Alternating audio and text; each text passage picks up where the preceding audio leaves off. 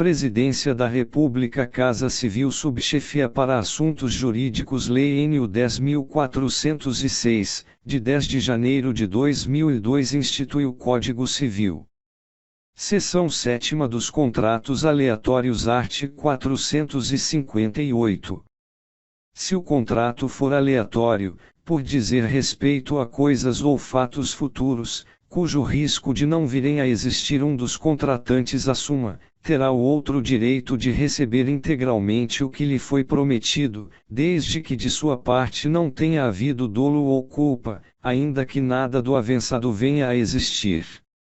Art. 459.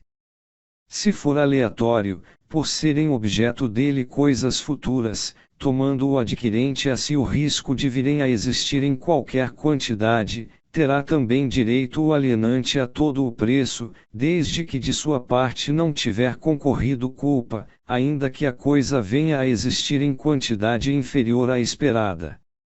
Parágrafo único.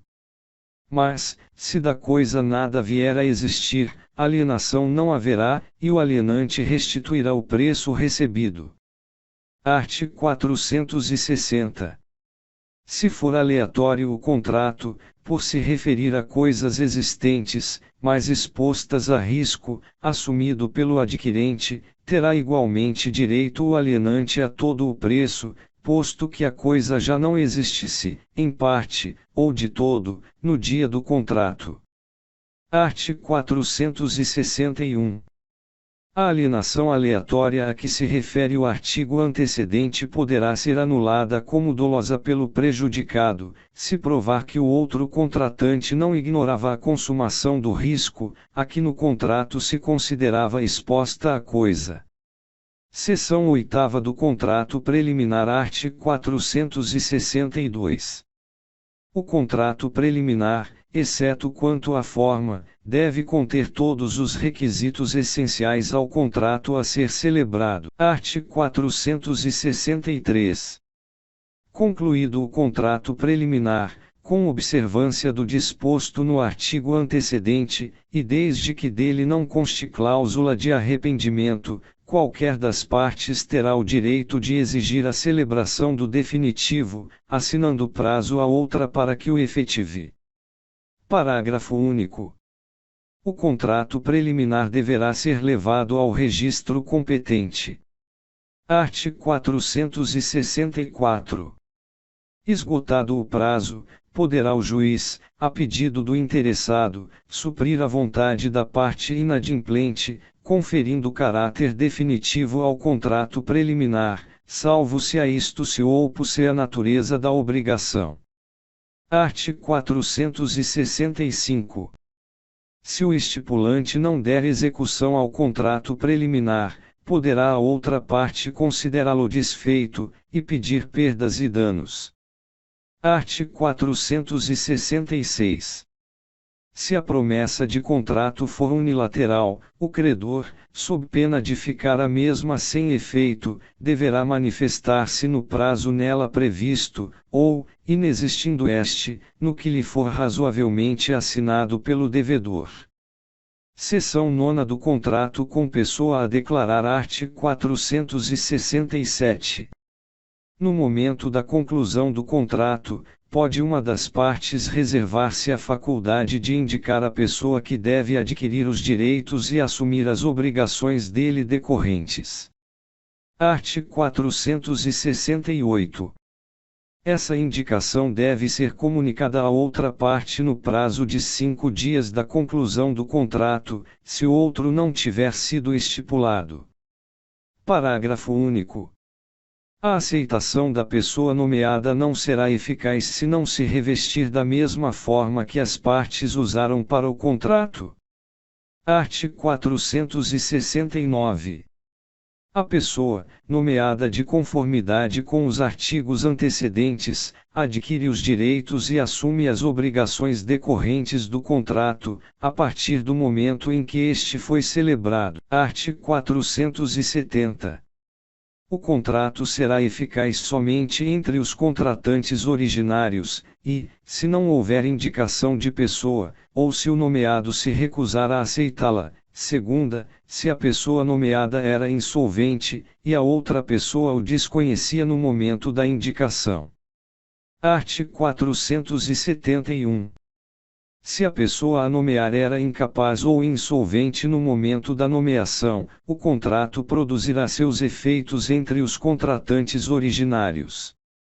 Capítulo 2 da extinção do contrato cessão e do distrato art. 472.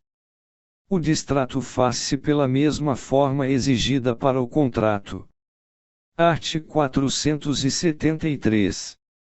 A resilição unilateral, nos casos em que a lei expressa ou implicitamente o permita, opera mediante denúncia notificada à outra parte. Parágrafo único. Se, porém, dada a natureza do contrato, uma das partes houver feito investimentos consideráveis para a sua execução, a denúncia unilateral só produzirá efeito depois de transcorrido prazo compatível com a natureza e o vulto dos investimentos. Seção 2ª da cláusula resolutiva art. 474. A cláusula resolutiva expressa opera de pleno direito, a tácita depende de interpelação judicial. Art. 475. A parte lessada pelo inadimplemento pode pedir a resolução do contrato, se não preferir exigir-lhe o cumprimento, cabendo, em qualquer dos casos, indenização por perdas e danos. Seção 3ª da exceção de contrato não cumprido. Art. 476. Nos contratos bilaterais, nenhum dos contratantes, antes de cumprida a sua obrigação, pode exigir o implemento da do outro. Art. 477. Se, depois de concluído o contrato, sobrevier a uma das partes contratantes diminuição em seu patrimônio capaz de comprometer ou tornar duvidosa a prestação pela qual se obrigou, pode a outra recusar-se à prestação que lhe incumbe, até que aquela satisfaça a que lhe compete ou dê garantia bastante de satisfazê-la. Seção 4ª da Resolução por onerosidade excessiva art. 478.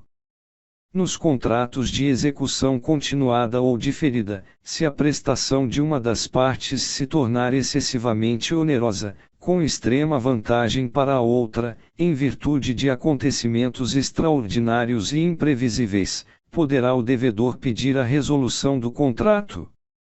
Os efeitos da sentença que a decretar retroagirão à data da citação. Art. 479. A resolução poderá ser evitada, oferecendo-se o réu a modificar equitativamente as condições do contrato. Art. 480. Se no contrato as obrigações couberem a apenas uma das partes, poderá ela pleitear que a sua prestação seja reduzida, ou alterado o modo de executá-la, a fim de evitar a onerosidade excessiva.